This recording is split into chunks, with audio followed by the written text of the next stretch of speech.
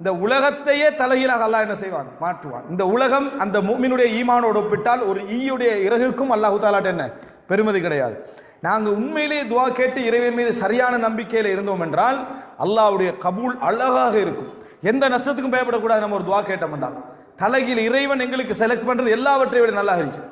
துஆ கேட்ட பின்னால் தலைகீழாக நடந்தால் அல்லாஹ்வுடைய நம் முதலாவதே நினைக்கணும் அல்லாஹ் கபூல் செஞ்சிட்டான்.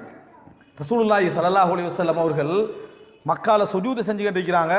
ஒட்டக குடலை கொண்டு வந்து தலையில போடுறாங்க. ஃபாத்திமா ரலியல்லாஹு அன்ஹா அதை அப்படியே நீக்குறாங்க. அப்ப ரசூலுல்லாஹ் ஒரு துஆ கேட்டாங்க, அல்லாஹும்ம அலைக பி அபி ஜஹல், யா அல்லாஹ் அபூ ஜஹல், உத்பா, ஷைபா, அபூ லஹப் இவர்களை அனைவரையும் உன்னட்ட பொறுப்பு சாட்டுறேன்னு ரசூலுல்லாஹ் சொன்னாங்க. அப்படியா இல்லையா? இவர்கள் அனைவரையும் கவனிச்சுக்கொண்டு ரசூலுல்லாஹ் சொன்னாங்க. எல்லாருக்கும் இந்த சம்பவம் தெரியும். இப்படி துஆ ஒன்று நீங்க கேட்குறீங்க, உங்களுக்கு அநியாயம் இழைக்கப்பட்ட நேரத்தில் ஒரு துஆ ஒன்று கேட்குறீங்க. கேட்டு அடுத்த நாள் ஊரே சேர்ந்து உங்களை ஊரை விட்டு வெளியாக்குது. கேட்டு அடுத்த நாள் நீங்க துஆ கேட்குறீங்க, என்ன இப்படி அவமானப்படுத்திட்டான், இந்த மாதிரி என்னது இப்படி செஞ்சுட்டேன், யா அல்லாஹ் இவர்களை கவனித்துக்கிறோன்னு துஆ கேட்குறீங்க. கேட்டு அடுத்த நாள் உங்களே ஊரே வெளியாக்கினா நீங்க துஆ கபூல்னு நினைப்பீங்களா, கபூல் இல்லைன்னு நினைப்பீங்களா? ரசூலுல்லாஹி ஸல்லல்லாஹு அலைஹி வஸல்லம் துஆ கேட்டு 10 வருஷத்துல ஊரே மக்கா விட்டு வெளியே ரசூல் ஸல்லல்லாஹு அலைஹி வஸல்லம் வெளியாக்குது. துஆ கேட்டு அடுத்த வருஷம் வெளியாக்கினா கூட பரவாயில்ல. 10 வருடங்களுக்கு பின்னால அபூ லஹப் கவனிச்சுக்கொள், உத்துபாவை ஷைபாவை நீ தான் கவனிக்கணும்னு அல்லாஹ்ட்ட ரசூலுல்லாஹ் பொறுப்பு சாட்டி துஆ கேட்ட பின்னால 1 வருஷம் இல்ல 2 வருஷம் 3 வருஷம் 4 வருஷம் 10 வருஷம் ரசூலுல்லாஹ் வெயிட் பண்றாங்க இந்த துஆ கபூலாக.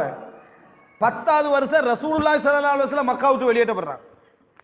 லவ்லா அன்ன கௌமக்கி அஹ்ரஜூனி மா ஹரஜ், கவாவுடைய திரையை பிடிச்ச ரசூலுல்லாஹ் கவலையோடு சொன்னார்கள், உன் சமுதாயம் என்னை வெளியேற்றி இருக்காது விட்டால் நான் இந்த ஊரை விட்டே வெளியாக இருக்க மாட்டேன், உன்னோட சமுதாயம் என்னை வெளியேற்றத்தால இந்த ஊரை விட்டு போறேன். நான் இப்ப துஆ கேட்டு ரசூலுல்லாஹி ஸல்லல்லாஹு அலைஹி வஸல்லம் அவர்கள் 10 வருடங்களுக்கு பின்னால காஃபிர்களுடைய கை என்ன செய்யுது, ஓங்குது.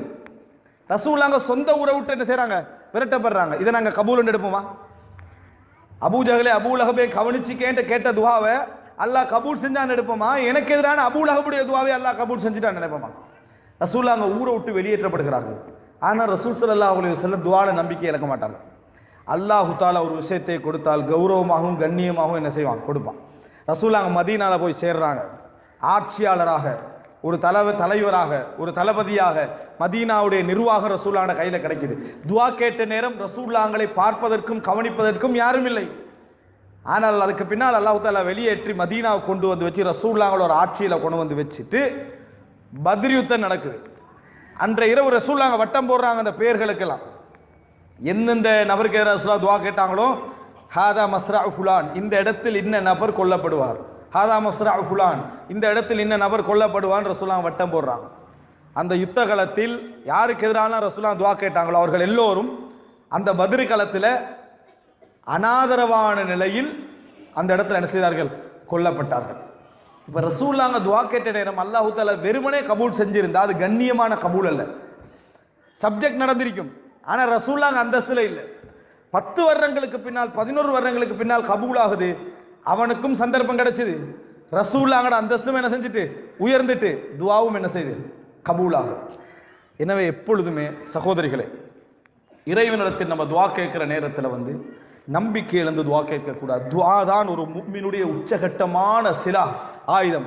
மூசா அலைஹிஸ்ஸலாத்தை பாருங்க, மதியனுக்கு போய் அந்த 2 பெண் சகோதரிகளுக்கும் உதவி செஞ்சுட்டு, ஏற்கனவே ஈஜிப்ட்ல இருந்து விரட்டப்பட்டு மதியனுக்கு போய் உதவி செஞ்சா ஈஜிப்ட்ல இருந்து விரட்டப்பட்டவருக்கு மதியன்ல அறிமுகம், ஒரே ஒரு அறிமுகம் அந்த 2 பெண்ணு தான் ஹெல்ப் பண்ணினா, அதுக்கு பின்னால அறிமுகம் யார் அந்த ஊர்ல, அந்த 2 பெண். உங்கள் தந்தை எங்கே இருக்கிறார், தந்தையை சந்திக்கணும்னா ஒரு வார்த்தை என்ன செய்யலாம், மூசா அலைஹிஸ்ஸலாம் செய்யலாம். மூசா அலைஹிஸ்ஸலாம் ஹெல்ப் பண்ணிட்டு அறிமுகமே இல்லாத அந்த மதியன்ல அல்லாஹ் தஆலா சொல்லி காட்டுறான், ஃபஸகாலஹுமா, அவர்களுக்கு நீரூற்றி கொடுத்தார்.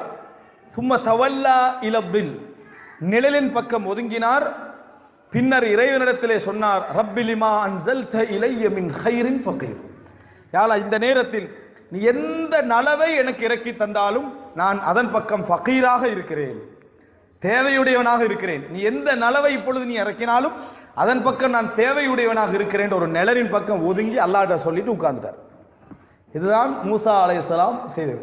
அடுத்தது அந்த சூழல் அதுக்கு சார்பாக கொண்டு வந்து வச்சது யாரு, அல்லாஹு ரப்புல் ஆலமீன் அந்த பெண்ணுடைய உள்ளத்துல போட்டு தந்தையோடு பேச வைத்து பாதுகாப்பான இடத்துல கொண்டு போய் சேர்த்து அங்கேயே திருமணம் முடிக்க வச்சு திருப்பி மூசா அலைஹிஸ்ஸலாத்தை கௌரவப்படுத்தி ஈஜிப்டில் கொண்டு வந்து சேர்த்த யாரு?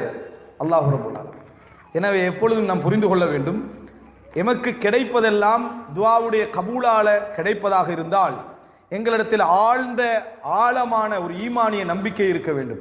அல்லாஹுடைய பிரார்த்தனை இந்த உலகத்தில் அற்புதமான வேலைகளை செய்யும். உண்மையிலேயே ஈமானிய உணர்வு நிறைந்த உள்ளத்தோடு நாங்கள் இருந்தால், நாங்கள் செய்கின்ற சுஜூதில் ஈமானியம் இருந்தால், நாங்கள் ஏந்துகின்ற கைகளில் ஈமானியம் இருந்தால், இந்த உலகத்தில் எங்களை அசைப்பதற்கு யாரும் கிடையாது. அப்படிப்பட்ட ஒரு ஆயுதம் தான் துஆ.